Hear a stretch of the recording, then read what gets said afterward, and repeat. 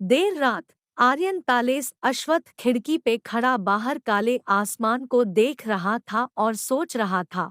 उसके दिमाग में एक बहुत ही खतरनाक प्लान चल रहा था।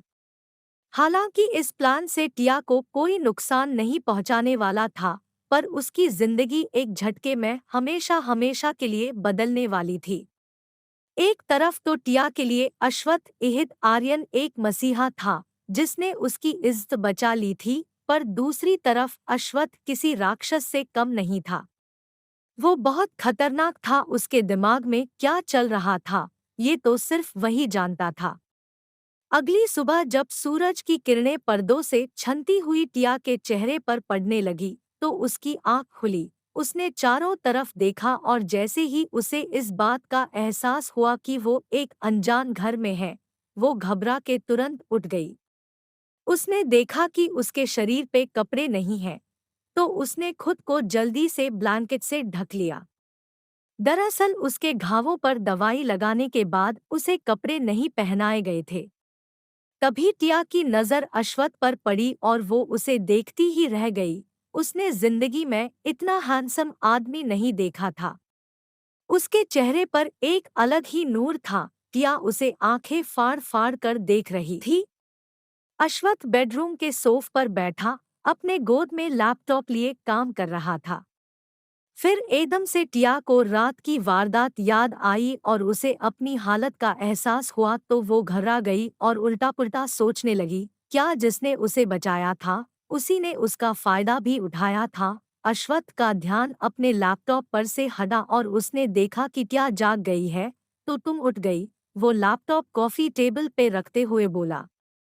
टिया का चेहरा देखते ही वो समझ गया था कि वो क्या सोच रही है। वो उठकर उसकी तरफ आने लगा तो टिया घबरा गई और उसने ब्लैंकेट कसकर पकड़ लिया और पीछे सरकने लगी। अश्वत्थ बेड के पास आया और बोला, तुम्हारे कपड़े मेरी मेड ईशना ने चेंज कर दिए थे और तुम्हारे घावों पर दवाई लगाने के बाद तुम्हें कपड़े नहीं पहनाए गए थे। तुम्हारे साथ कुछ भी मैंने तुम्हारे साथ कुछ भी नहीं किया। टिया ने डरते हुए पूछा, क्या कल रात आपने मेरी जान बचाई थी? अश्वत्थ एकदम से बोला, तुम्हें क्या लगता है किसने बचाई होगी? टिया समझ गई और हिचकिचाते हुए बोली, thank you so much sir. अगर आप नहीं होते तो टिया जज्बाती हो रही थी, लेकिन अश्वत्थ ने टिया की बात को बीच में ही काट दिया और सीधे सीधे बोला, तुम्हें बचाने के लिए मैंने उन लड़कों को 1 करोड़ रुपए दिए। 1 करोड़, जानती हो ना कि 1 करोड़ में कितने जीरो होते हैं? टिया हैरान होकर उसे देखने लगी। अश्वत्थ अपना जाल फेंक चुका था। वो उसकी आंखों में देखते हुए बोला, तुम अगर जिंदगी भर भी कमाओगी तो भी इतने पैसे इकट्ठे नहीं कर पाओगी। मैंने तुम्हें 1 करोड़ देकर बचाया है, तो जाहिर सी बात है अब तुम मेरी चीज हो। और अगर तुम इस कर्ज से छुटकारा पाना चाहती हो तो मैं जैसा कहता हूँ वैसा करती जाओ, इसी में तुम्हारी भलाई है। तुम्हें शायद पता नहीं होगा, इसीलिए बता रहा हूँ कि लोग मुझे राक्षस बुलाते हैं। टिया डरकर सर से पांव तक कांपने लगी। टिया सोचने लगी, 1 करोड़ मेरे लिए तो 1,000 भी बड़ी बात है। यह आदमी ठीक ही तो कह रहा है, मैं अगर जिंदगी भर भी कमाऊंगी तो भी 1 करोड़ इकट्ठे नहीं कर पाऊंगी। तभी अश्वत्थ उसकी आंखों के सामने चुटकी बजा उसे वापस होश में लाते हुए बोला, समझ में आया मैंने क्या कहा? तुम अब मेरी चीज हो, तुम्हें मेरी सारी बातें माननी होगी। मुझे पता है तुम्हारे घरवालों को तुम्हारे जीने और मरने से कोई फर्क नहीं पड़ता और तुम्हारे पास रहने के लिए कोई ठिकाना भी नहीं है, तो मेरा काम तुम्हें करना ही पड़ेगा। कैसा काम? यह शब्द एकदम से टिया के मुंह से निकले। अश्वत्थ उसको घूरते हुए बोला, क्रिज मेरा है तुम पर, सवाल मैं करूंगा, तुम सिर्फ कहोगी हाँ, समझी? टिया डर गई और जल्दी से अपना सिर हाँ में हिलाया। वो और कर भी क्या सकती थी? वो बुरी तरह से फंस चुकी थी। अश्वत्थ के चेहरे पर हल्की सी मुस्कुराहट आई और वो बोला, वेरी गुड, बाथरूम में जाओ और जाकर नहा लो जाओ। टिया कंफ्यूज थी, डरी हुई थी। उसने ब्लैंकेट को कसकर पकड़कर ओढ़ा हुआ था। अश्वत्थ ने उसे घूर कर देखा और कहा, और इस बार थोड़े गुस्से में कहा, गो डॉट नाउ। तो टिया डरते डरते ब्लैंकेट को लपेटे हुए बिस्तर से उतरी। तभी एक झटके से अश्वत्थ ने अपने लंबे हाथ आगे बढ़ाए और टिया को अपनी बाहों में उठा लिया। घबराहट में टिया की सांसें ऊपर नीचे होने लगी। अश्वत्थ सीधे उसे बाथरूम में ले गया और उसे जाकर बाथटब में लिटा दिया। टिया समझ नहीं पाई थी कि पिछले 10 सेकंड में हुआ क्या था। अश्वत्थ उसको बेशर्मों की तरह देख रहा था। उसने पूछा, खुद नहा लोगी या मैं हेल्प करूं? और यह कहकर उसने ब्लैंकेट का एक कोना पकड़ा। टिया बहुत ज्यादा डर गई और उसने पूरी जान लगा के ब्लैंकेट को पकड़ लिया। वो रोने ही वाली थी कि अश्वत्थ ने ब्लैंकेट छोड़ दिया और कहा, कपड़े वहां रखे हैं और तुम्हारी जरूरत का बाकी सारा सामान है। तुम्हारे हिसाब से हीटर में पानी भी गर्म है। टिया थोड़ी सी शांत हुई तो उसने चारों तरफ देखा। उस साफ आलीशान कस्टम मेड बाथरूम को देख के वो हैरान थी। आधे घंटे बाद जब बाथरूम का दरवाजा खुला और टिया नहा के तैयार होकर बाहर आई। अश्वत्थ कमरे में बैठा टिया के बारे में वो इन्फॉर्मेशन पढ़ रहा था जो विक्टर ने भेजी थी। उसने नजरें उठाकर देखा, टिया बाथरूम के दरवाजे पे खड़ी थी। अश्वत्थ ने पहले ही उसके लिए आरामदायक कपड़े रखवा दिए थे जिससे उसके घाव को प्रॉब्लम ना हो। टिया उन कपड़ों में बहुत प्यारी लग रही थी। अश्वत्थ बोला, वहां क्यों खड़ी हो? टिया ने कोई जवाब नहीं दिया। अश्वत्थ उसे घूरते हुए बोला, मुझे पता है तुम गूंगी नहीं हो। नाटक करना बंद करो। मुझे वो लोग बिल्कुल पसंद नहीं है जो गूंगे बहरे की तरह बिहेव करते हैं।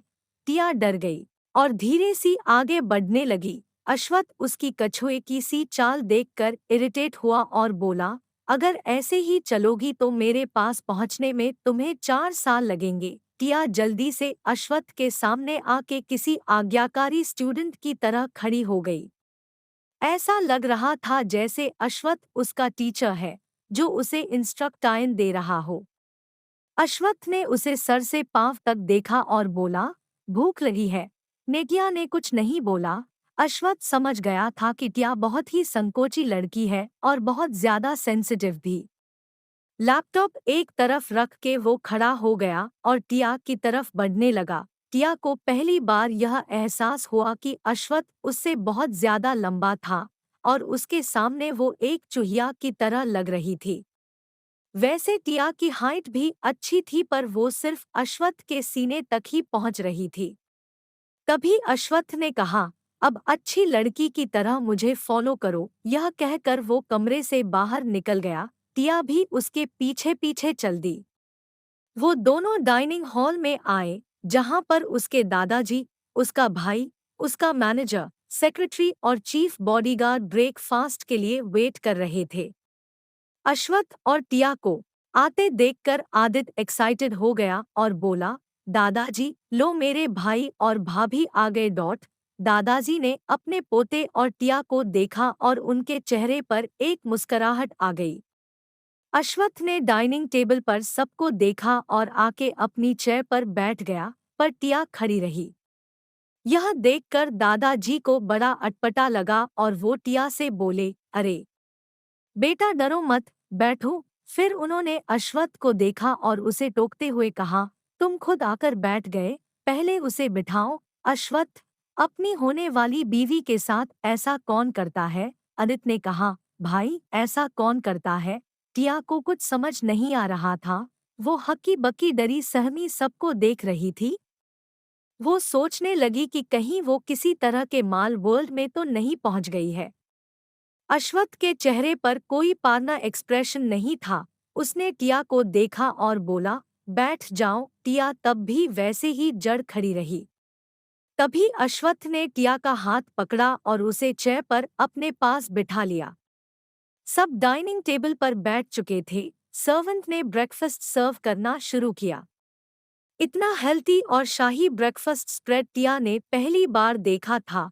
उसे बहुत भूखी लगी थी पर वो खाने में संकोच कर रही थी। दादाजी बोले, बेटा शर्माओ मत, तुम्हारा ही घर है।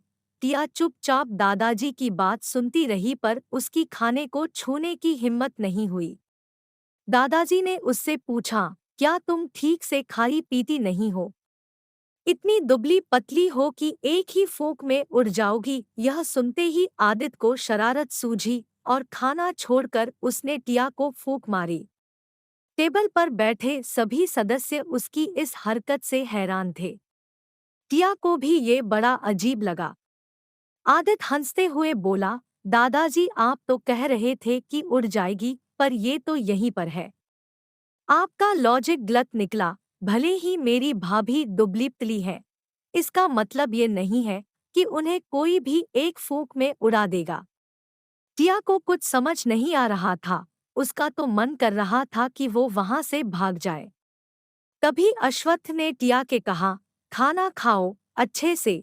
उसने जानबूझकर सर्वेंट से टिया को ज्यादा ब्रेकफास्ट सर्व करने के लिए कहा था ताकि टिया पेट भर के खा सके। टिया धीरे धीरे खाने लगी। ब्रेकफास्ट सच में हेल्दी और टेस्टी था। खाते हुए टिया की नज़र आदित्य पर पड़ी, जो बड़े अजीब तरीके से खाना खा रहा था, और एकदम से उसकी हंसी छूट गई। सब उसे ही देखने लगे। टिया हंसते हुए बहुत प्यारी लग रही थी। फिर सबने आदित्य को देखा जो बस खाए जा रहा था। उसे किसी से कोई मतलब नहीं था, बस वो और उसका ब्रेकफास्ट। दादाजी और अश्वत्थ को छोड़कर सब हंसने लगे। फिर आदित्य ने सबको हंसता हुआ देखा और बोला, ऐसे क्या हंस रहे हो, कोई जोकर देख लिया क्या? तो प्रत्यूष अपना पेट पकड़कर बड़ी मुश्किल से बोला, ओ माय गॉड आरी, तुम ऐसे खाना खाते हो, सो फनी। आदित्य बोला, इसमें फनी क्या है, ये तो मेरा स्टाइल है। फिलहाल वो अपनी बेइज्जती नहीं करवाना चाहता था। यह किस अजीब परिवार में फंस गई थी टिया? क्या चाहता था अश्वत्थ टिया से? कल तक कॉलेज जाने वाली टिया की शादी की बातें शुरू हो गई थी, वो भी मौत के देवता के साथ। क्या होगा टिया कल की मायूस जिंदगी का आने वाला कल?